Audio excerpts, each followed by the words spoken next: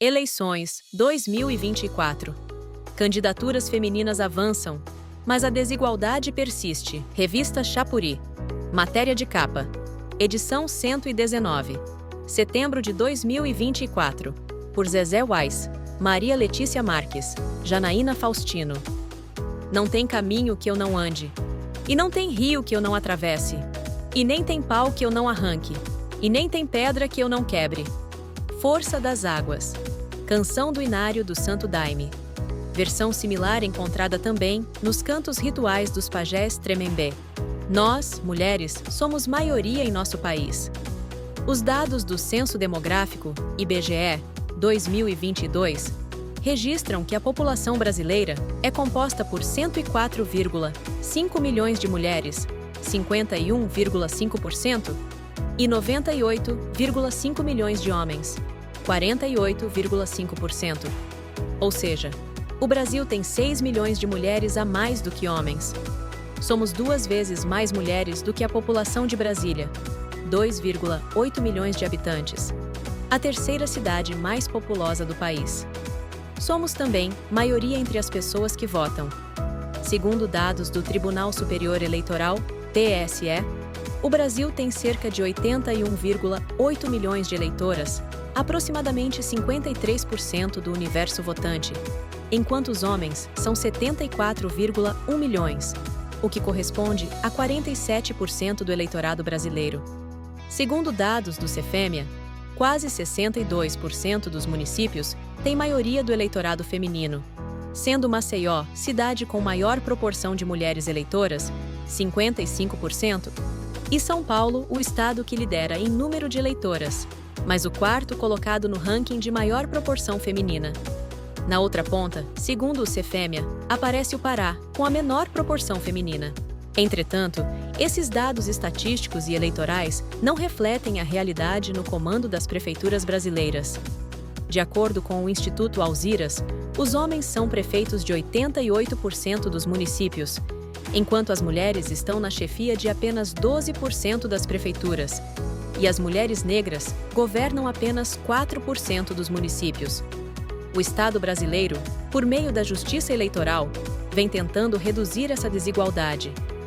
O TSE determina, Lei 13.487, de 2017, que os partidos tenham, no mínimo, 30% de candidatas mulheres e destinem 30% do fundo eleitoral para os gastos das campanhas femininas. O TSE tenta também coibir o fenômeno das chamadas candidaturas laranja, em que mulheres são registradas como candidatas, mas, de fato, não concorrem, apenas passam os recursos para as candidaturas masculinas ou para outras finalidades de seus partidos. As candidatas não podem, por exemplo, ter votação zerada ou inexpressiva, apresentar prestação de contas idêntica a outra e deixar de divulgar suas próprias campanhas. Caso um desses fatores seja identificado, o tribunal pode aplicar penas como cassar o registro dos candidatos da legenda, tornar inelegíveis aqueles ou aquelas que, no entendimento, colaborarem com a prática e ainda anular os votos obtidos pelo partido. Eleições municipais no século XXI. O número de candidaturas femininas cresceu nas últimas 7 disputas eleitorais municipais, entre 2000 e 2024. Em 2000, foram 1.150 candidatas, o que correspondeu a 8% do total de candidaturas. O percentual de mulheres candidatas em relação ao total aumentou ao longo das eleições. Em 2004, foram 10%. Em 2008, 11%. Em 2012, 12%. 2016 e 2020, 13%. E em 2024, 15%. Os resultados eleitorais, entretanto, permaneceram no mesmo patamar, entre os 11% e 12% nos últimos pleitos. Entre os 5.568 municípios brasileiros, apenas 641 elegeram mulheres como prefeitas em 2016, 11,57% do total, com uma queda em relação a 2012, pleito em que foram eleitas 659 mulheres.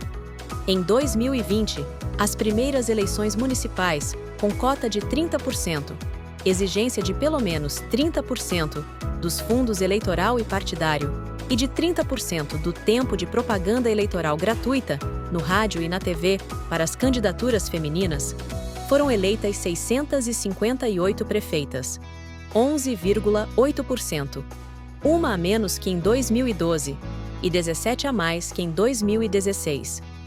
Estaticamente não regredimos, mas não conseguimos passar a barreira dos 12%.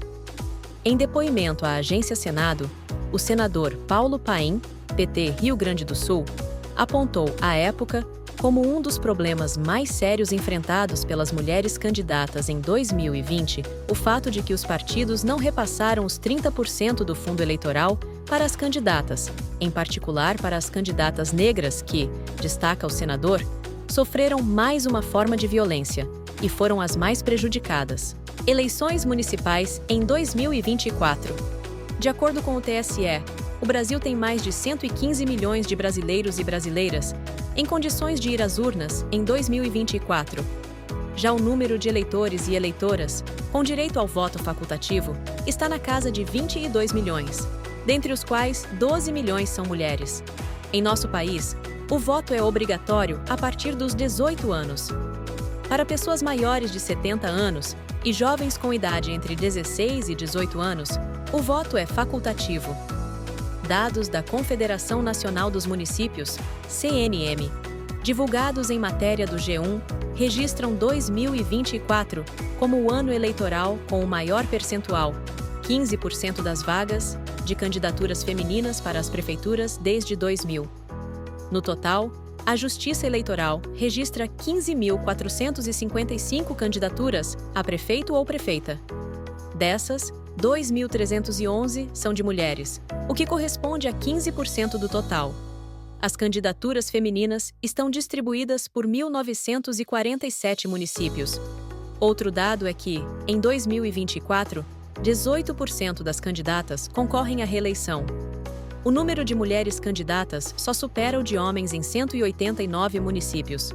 Em 101 municípios, a disputa vai envolver somente mulheres.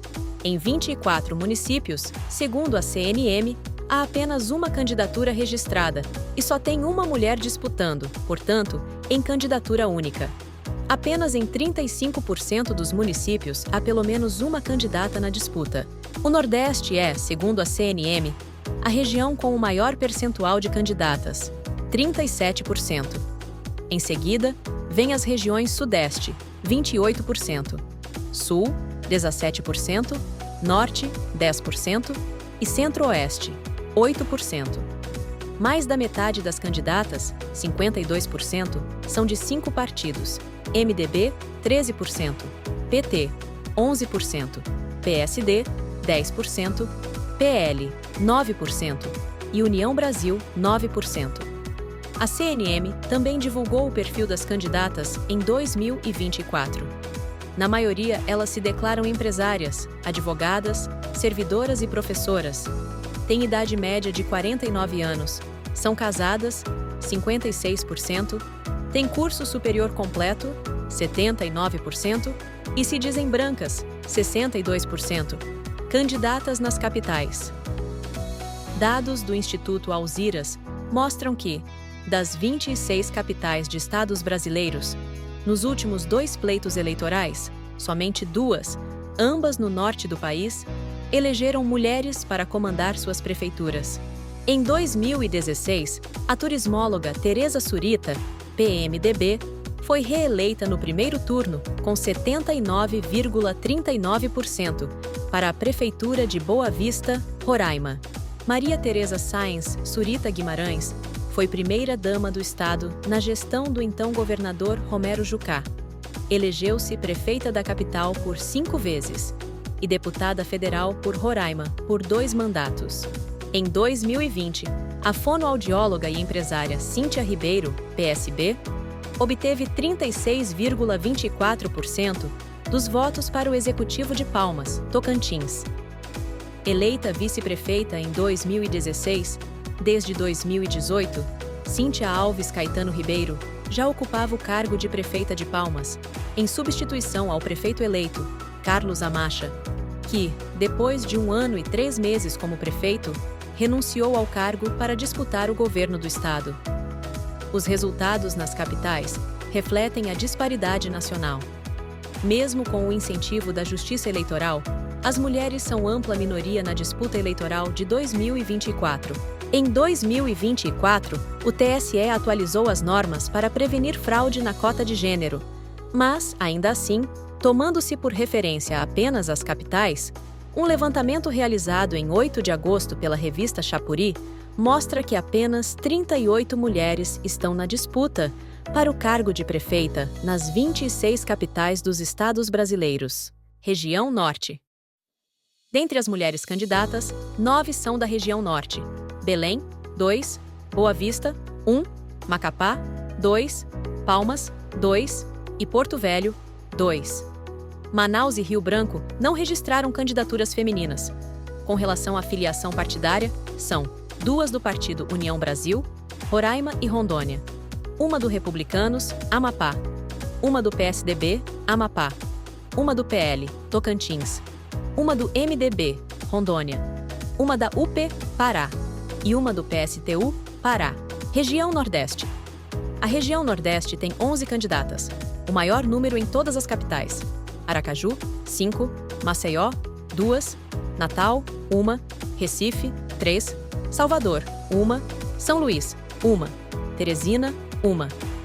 Aracaju é a capital brasileira com o maior número de mulheres candidatas.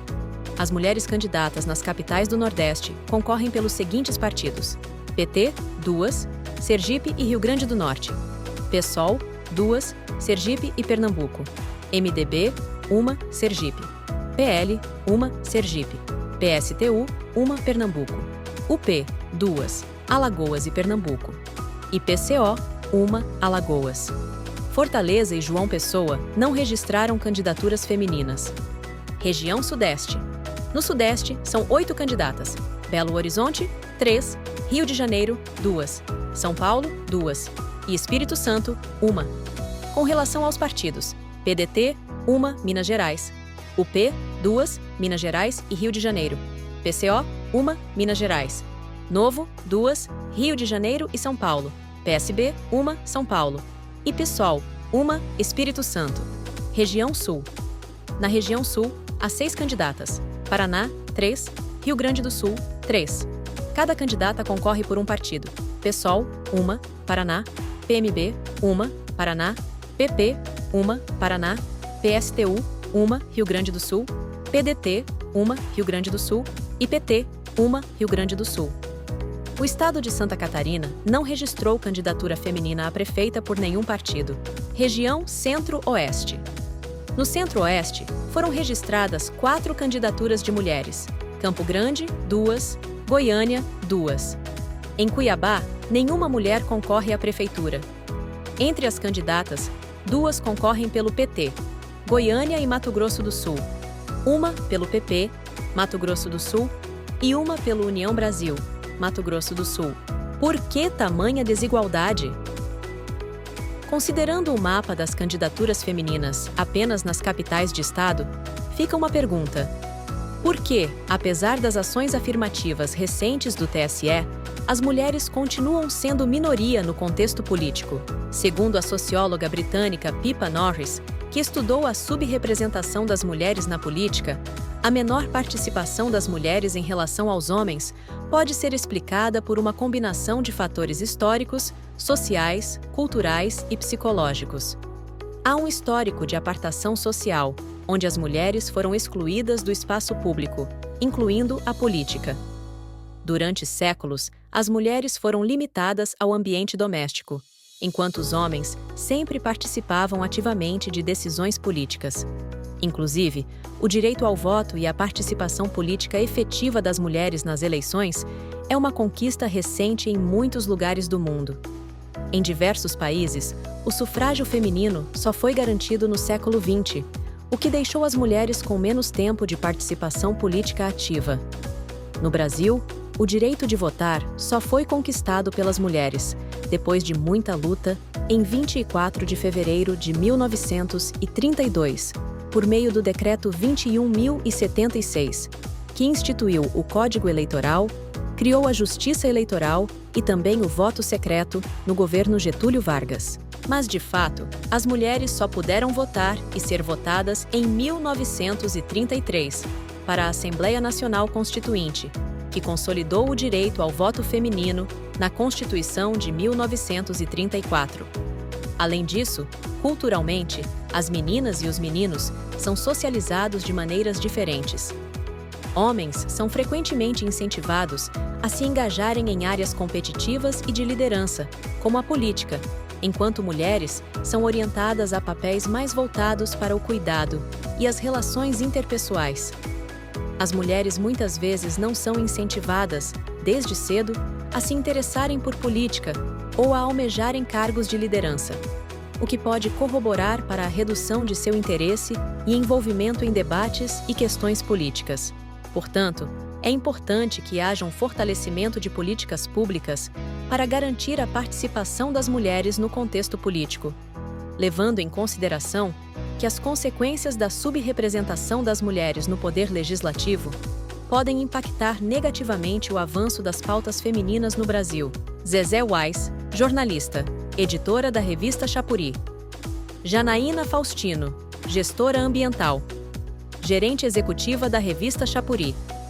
Maria Letícia Marques, ambientalista, antirracista e defensora dos direitos humanos.